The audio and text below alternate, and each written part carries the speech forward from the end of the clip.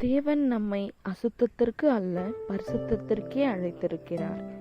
நம்முடைய தேவனாகிய கர்த்தருக்கு ஸ்தோத்திரம்.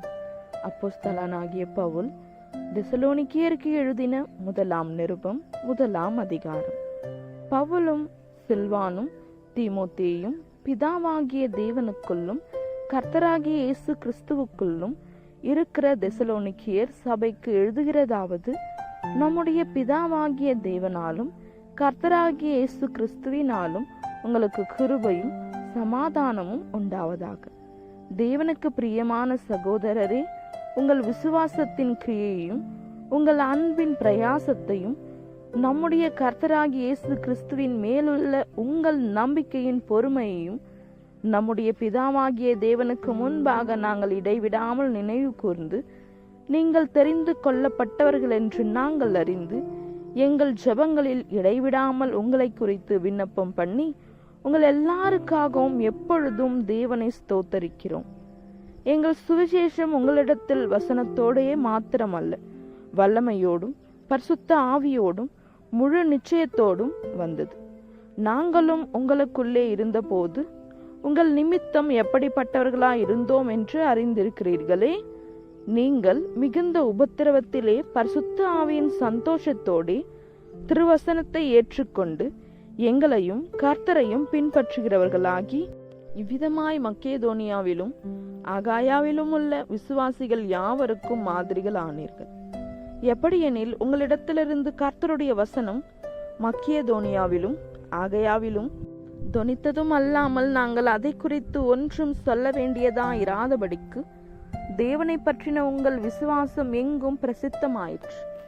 ஏனெனில் அவர்கள் தாமே எங்களை குறித்து உங்களிடத்தில் நாங்கள் அடைந்த பிரவேசம் இன்னதென்பதையும், ஜீவனுள்ள மெய்யான தேவனுக்கு ஊழியம் செய்வதற்கு நீங்கள் விக்கிரகங்களை விட்டு தேவனிடத்திற்கு மனம் திரும்பினதையும், அவர் மரித்தோரிலிருந்து எழுப்பினவரும் இனிவரும் கோப ஆக்கினேன் என்று நம்மை நீங்களாக்கி ரட்சிக்கிறவருமாயிருக்கிற அவருடைய குமாரனாகிய இயேசு பரலோகத்திலிருந்து வருவதை நீங்கள் எதிர்பார்த்து கொண்டிருக்கிறதையும் அறிவிக்கிறார்களே.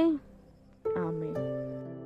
தெசலோனிக்கேயருக்கு எழுதின 1 நிருபம் 2 அதிகாரம். சகோதரரே, நாங்கள் உங்களிடத்தில் பிரவேசித்தது வீணா இருக்கவில்லை என்று நீங்களே அறிந்திருக்கிறீர்கள். உங்களுக்கு தெரிந்திருக்கிறபடி முன்னே பிலிப்பி பட்டணத்திலே நாங்கள் பாடுபட்டு நிந்தை அடைந்திருந்தும் வெகு போராட்டத்தோடே தேவனுடைய சுவிசேஷத்தை உங்களுக்கு சொல்லும்படி நம்முடைய தேவனுக்குள் தைரியம் கொண்டிருந்தோம். எங்கள் போதகம் வஞ்சகத்தினாலும் துராசையினாலும் உண்டாகவில்லை, அது கபடம் உள்ளதாயும் இருக்கவில்லை. சுவிசேஷத்தை எங்களிடத்தில் ஒப்புவிக்கத்தக்கதாய் தேவன் எங்களை உத்தமர் என்று எண்ணினபடியே நாங்கள் மனுஷருக்கு அல்ல, எங்கள் இருதயங்களை சோதித்தறிகிற தேவனுக்கே பிரியம் உண்டாக பேசுகிறோம். உங்களுக்கு தெரிந்திருக்கிறபடி நாங்கள் ஒரு காலம் இச்சகமான வசனங்களை சொல்லவும் இல்லை, பொருளாசை உள்ளவர்களாய் மாயம் பண்ணவும் இல்லை. தேவனே சாட்சி. நாங்கள் கிறிஸ்துவின் அப்போஸ்தலராக உங்களுக்கு பாரமாய் இருக்க கூடியவர்கள் ஆனாலும் உங்களிடத்திலாவது மற்றவர்களிடத்திலாவது மனுஷரால் வரும் மகிமையை நாங்கள் தேடவில்லை. உங்களிடத்தில் பட்சமாய் நடந்து கொண்டோம். பால் கொடுக்கிற தாயானவள் தன் பிள்ளைகளை காப்பாற்றுகிறது போல நாங்கள் உங்கள் மேல் வாஞ்சையாயிருந்து தேவனுடைய சுவிசேஷத்தை உங்களுக்கு கொடுத்ததும் அல்லாமல், நீங்கள் எங்களுக்கு பிரியமானவர்களானபடியினாலே எங்கள் ஜீவனையும் உங்களுக்கு கொடுக்க மனதாயிருந்தோம். சகோதரரே, நாங்கள் பட்ட பிரயாசமும் வருத்தமும் உங்களுக்கு ஞாபகமாயிருக்கும். உங்களில் ஒருவனுக்கும் பாரமாயிராதபடிக்கு இரவும் பகலும் நாங்கள் வேலை செய்து தேவனுடைய சுவிசேஷத்தை உங்களிடத்தில் பிரசங்கித்தோம். விசுவாசிகளாகிய உங்களுக்குள்ளே நாங்கள் எவ்வளவு பரிசுத்தமும் நீதியும் பிழையின்மையுமாய் நடந்தோம் என்பதற்கு நீங்களும் சாட்சி, தேவனும் சாட்சி. மேலும் தம்முடைய ராஜ்யத்திற்கும் மகிமைக்கும் உங்களை அழைத்த தேவனுக்கு நீங்கள் பாத்திரராய் நடக்க வேண்டும் என்று தகப்பன் தன் பிள்ளைகளுக்கு சொல்லுகிறது போல நாங்கள் உங்களில் ஒவ்வொருவனுக்கும் புத்தியும் தேறுதலும் எச்சரிப்பும் சொன்னதை அறிந்திருக்கிறீர்கள். ஆகையால் நீங்கள் தேவவசனத்தை எங்களாலே கேள்விப்பட்டு ஏற்றுக்கொண்ட போது அதை மனுஷர் வசனமாக ஏற்றுக்கொள்ளாமல் தேவ வசனமாகவே ஏற்றுக்கொண்டதினாலே நாங்கள் இடைவிடாமல் தேவனுக்கு ஸ்தோத்திரம் செலுத்துகிறோம். அது மெய்யாகவே தேவ வசனம்தான். விசுவாசிக்கிற உங்களுக்குள்ளே அது பலனும் செய்கிறது. எப்படியெனில் சகோதரரே, யூதேயா தேசத்தில் கிறிஸ்து இயேசுவுக்குள்ளான தேவனுடைய சபைகளை நீங்கள் பின்பற்றினவர்களாகி, அவர்கள் யூதராலே எப்படி பிடிபட்டார்களோ அப்படியே நீங்களும் உங்கள் சுய ஜனங்களாலே பாடுபட்டீர்கள். அந்த யூதர்கள் கர்த்தராகிய இயேசுவையும் தங்கள் தீர்க்கதரிசிகளையும் கொலை செய்தவர்களும், எங்களை துன்பப்படுத்தினவர்களும், தேவனுக்கு ஏற்காதவர்களும், மனுஷர் யாவருக்கும் விரோதிகளுமாயிருந்து புறஜாதியார் ரட்சிக்கப்படுவதற்கு நாங்கள் அவர்களோடே பேசாதபடிக்கு தடை பண்ணுகிறார்கள். இவ்விதமாய் எக்காலத்திலும் தங்கள் பாவங்களை நிறைவாக்குகிறார்கள். அவர்கள் மேல் கோப ஆக்கினை பூரணமாய் வந்திருக்கிறது. சகோதரரே, நாங்கள் இருதயத்தின்படி உங்களோடு இருந்து சரீரத்தின்படி கொஞ்ச காலம் உங்களை விட்டு பிரிந்திருந்தபடியினாலே உங்கள் முகத்தை பார்க்க வேண்டும் என்று மிகுந்த ஆசையோடே அதிகமாய் பிரயத்தனம் பண்ணினோம். ஆகையால் நாங்கள் உங்களிடத்தில் வர இரண்டொரு தரம் மனதாயிருந்தோம். பவுலாகிய நானே வர மனதாயிருந்தேன். சாத்தானோ எங்களை தடை பண்ணினான். எங்களுக்கு நம்பிக்கையும் சந்தோஷமும் மகிழ்ச்சியின் கிரீடமுமாய் இருப்பவர்கள் யார்? நம்முடைய கர்த்தராகிய இயேசு கிறிஸ்து வரும்போது அவருடைய சன்னிதானத்திலே நீங்கள் அல்லவா அப்படி இருப்பீர்கள். நீங்களே எங்களுக்கும் மகிமையும் சந்தோஷமுமாய் இருக்கிறீர்கள். ஆமென். 1 தெசலோனிக்கேயர் 3ஆம் அதிகாரம். ஆகையால் நாங்கள் இனி பொறுத்திருக்க கூடாமல் அத்தேனே பட்டணத்தில் தனித்து விடப்படுகிறது நன்மை என்று நினைத்து, இந்த உபத்திரவங்களினாலே ஒருவனும் அசைக்கப்படாதபடிக்கு உங்களை திடப்படுத்தவும், உங்கள் விசுவாசத்தை பற்றி உங்களுக்கு புத்தி சொல்லவும், நம்முடைய சகோதரனும் தேவ ஊழியக்காரனும் கிறிஸ்துவின் சுவிசேஷத்தில் எங்கள் உடன் வேலையாளுமாகிய தீமோத்தேயுவை அனுப்பினோம். இப்படிப்பட்ட உபத்திரவங்களை சகிக்க நாம் நியமிக்கப்பட்டிருக்கிறோம் என்று நீங்கள் அறிந்திருக்கிறீர்களே. நமக்கு உபத்திரவம் வரும் என்று நாங்கள் உங்களிடத்தில் இருந்தபோது உங்களுக்கு முன்னறிவித்தோம். அப்படியே வந்து நேரிட்டதென்றும் அறிந்திருக்கிறோம். ஆகையால் நான் இனி பொறுத்திருக்க கூடாமல் எங்கள் வேலை வீணாய் போகத்தக்கதாக சோதனைக்காரன் உங்களை சோதனைக்குட்படுத்தினது உண்டோவென்று உங்கள் விசுவாசத்தை அறியும்படிக்கு அவனை அனுப்பினேன். இப்பொழுது தீமோத்தேயு உங்களிடத்திலிருந்து எங்களிடத்தில் வந்து உங்கள் விசுவாசத்தையும் அன்பையும் குறித்தும் நீங்கள் எப்பொழுதும் எங்களை பட்சமாய் நினைத்து கொண்டு, நாங்கள் உங்களை காண வாஞ்சியாய் இருக்கிறது போல நீங்களும் எங்களை காண வாஞ்சியாய் இருக்கிறீர்கள் என்பதை குறித்தும் எங்களுக்கு நற்செய்தி சொன்னதினாலே, சகோதரரே, எங்களுக்கு நேரிட்ட எல்லா இக்கட்டிலும் உபத்திரவத்திலும் உங்கள் விசுவாசத்தினாலே உங்களை குறித்து ஆறுதல் அடைந்தோம். நீங்கள் கர்த்தருக்குள் நிலைத்திருந்தால் நாங்கள் பிழைத்திருப்போம். மேலும் நம்முடைய தேவனுக்கு முன்பாக நாங்கள் உங்களை குறித்து அடைந்திருக்கிற மிகுந்த சந்தோஷத்திற்காக நாங்கள் தேவனுக்கு எவ்விதமாய் ஸ்தோத்திரம் செலுத்துவோம். உங்கள் முகத்தை கண்டு உங்கள் விசுவாசத்தின் குறைவுகளை நிறைவாக்கும் பொருட்டு இரவும் பகலும் மிகவும் வேண்டிக் கொள்கிறோமே.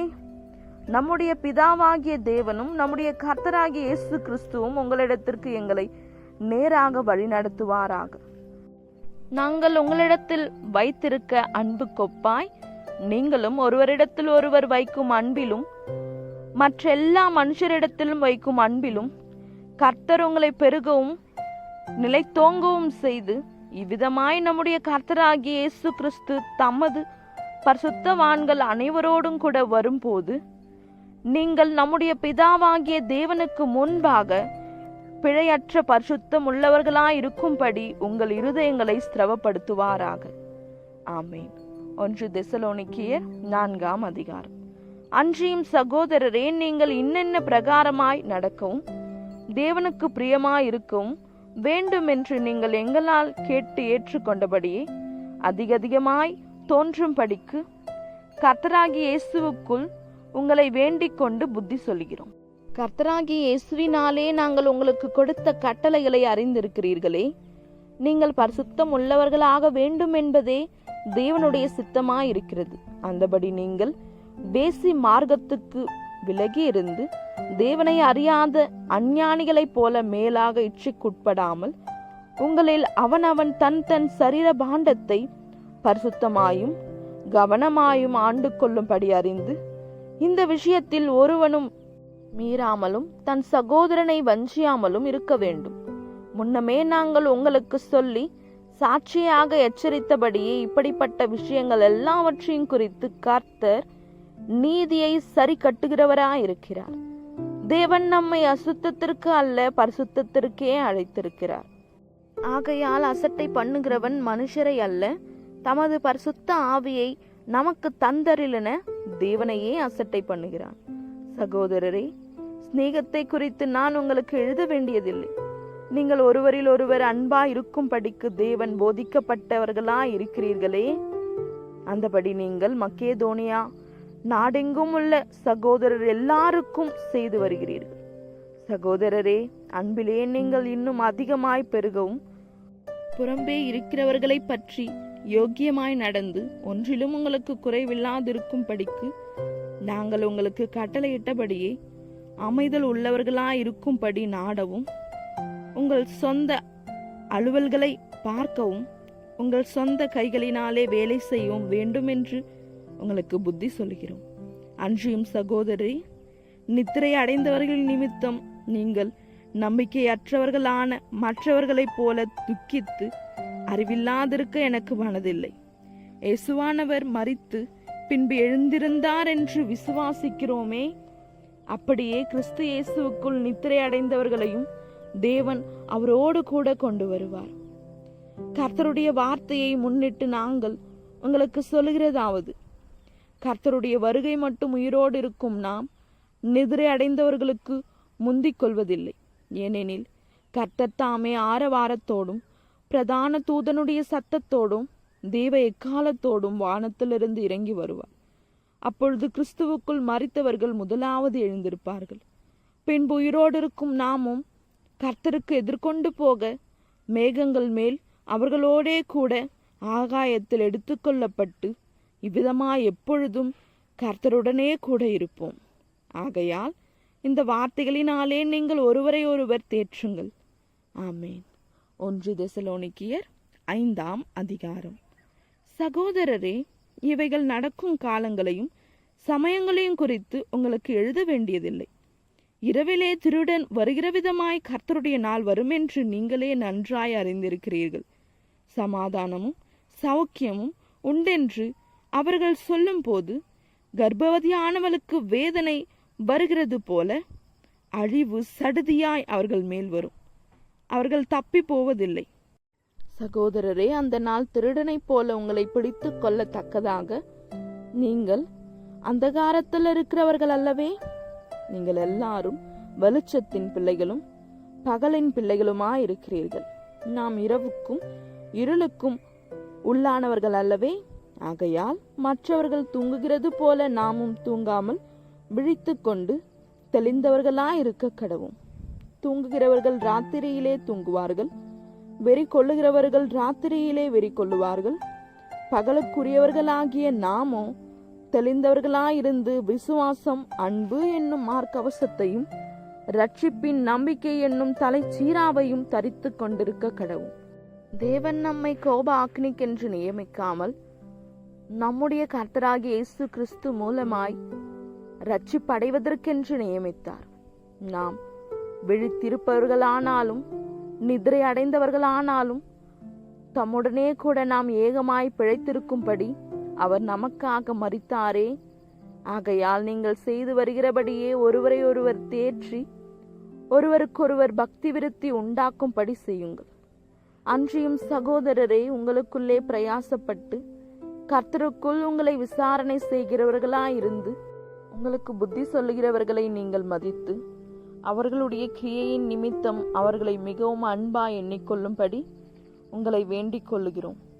உங்களுக்குள்ளே சமாதானமாயிருங்கள்.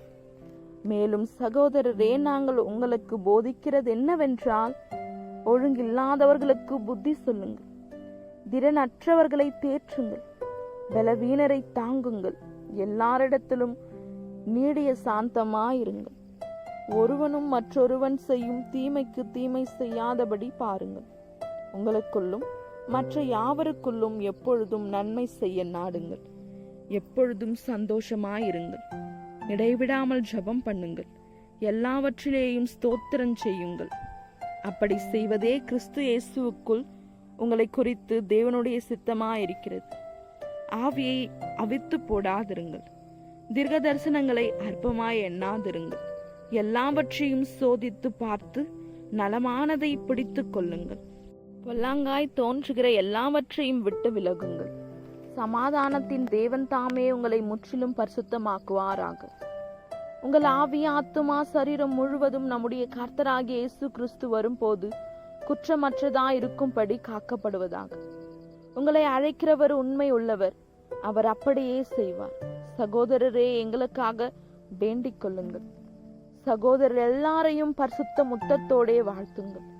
இந்த நிருபம் பரிசுத்தமான சகோதரர் யாவருக்கும் வாசிக்கப்படும்படி செய்ய வேண்டும் என்று கர்த்தர் பேரில் ஆணையிட்டு உங்களுக்கு சொல்கிறேன்.